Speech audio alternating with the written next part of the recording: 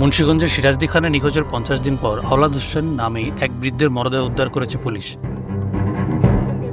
1 জুলাই বুধবার ভোরে উপজেলার জৈনসার ইউনিয়নের চাইনপাড়া গ্রাম থেকে মরদেহটি উদ্ধার করে। আওলাদ হোসেন ওই গ্রামের মৃত ফরিদ শেখের ছেলে।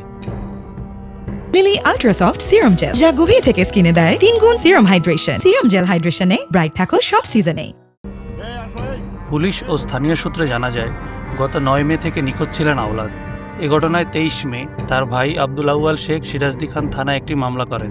এরপর দীর্ঘদিন ধরে পরিবারের সদস্যরা সম্ভাব্য বিভিন্ন স্থানে খোঁজাখুঁজি করেন এবং সামাজিক যোগাযোগ মাধ্যমেও নিখোঁজের খবর প্রচার করেন, তবে কোথাও তার সন্ধান মেলেনি। পরবর্তী তদন্তে প্রাপ্ত তথ্যের ভিত্তিতে পুলিশ অভিযান চালিয়ে আওলাদ হোসেনের ভাইরা খায়ের ব্যাপারীর বাড়ির রান্নাঘরের মাটির গভীর থেকে তার মরদেহ উদ্ধার করে।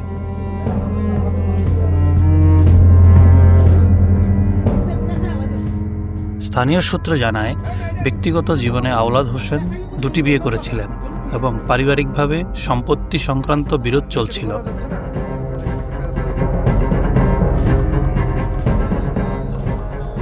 সিরাজদি খান থানার ওসি মোহাম্মদ আউয়াল উদ্দিন বলেন, হত্যাকাণ্ডে জড়িত থাকার অভিযোগে পুলিশ 4 জনকে আটক করেছে। প্রাথমিকভাবে ধারণা করা হচ্ছে টাকা পয়সা, স্বর্ণালংকার ও সম্পত্তি সংক্রান্ত বিরোধের জেরে এই হত্যাকাণ্ড ঘটতে পারে।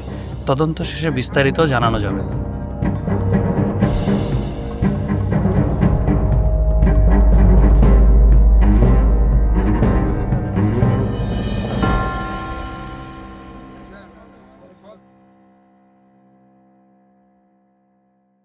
লিলি আল্ট্রাসফট সিরাম জেল, যা গভীর থেকে স্কিনে দেয় 3 গুণ সিরাম হাইড্রেশন। সিরাম জেল হাইড্রেশনে ব্রাইট থাকো সব সিজনে।